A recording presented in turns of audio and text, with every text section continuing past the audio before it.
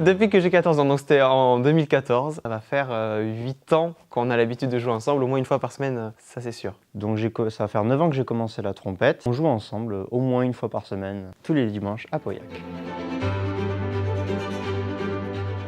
Ces passions, elles nous lient et nous animent parce qu'en quelque sorte, on peut se retrouver là-dedans. Par exemple, moi, je découvre des nouveaux répertoires que Paul ne connaît pas forcément vu qu'on n'a pas du tout les mêmes instruments. Elle nous lie parce que même si les instruments sont différents, c'est le même répertoire, puisque l'orgue et la trompette, ce sont deux instruments qui se marient très très bien. La trompette, elle a évolué au fil des âges. On fait de la musique baroque jusqu'à de la musique moderne. Et aussi de nous réunir quand on joue de la musique ensemble, il y a forcément un lien qui se crée, d'où en plus que l'on soit frères, il y a une certaine complicité qui se crée, qui nous permet de partager ensemble des bons moments de musique.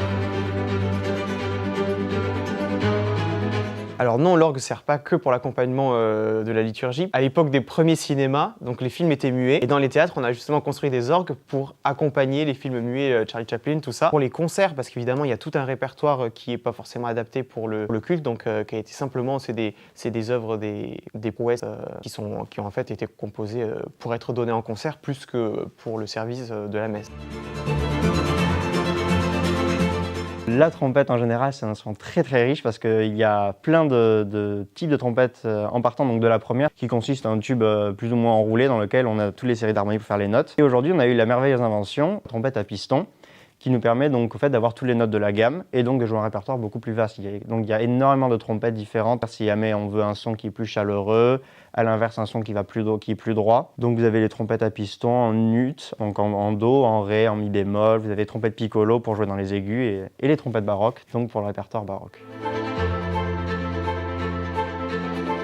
Donc voilà, ça va être un concert qui est axé autour de la musique sacrée, qui va refléter un peu notre sensibilité à tous les deux. Donc il va y avoir concerto de trompette de Neruda que Victor aime énormément.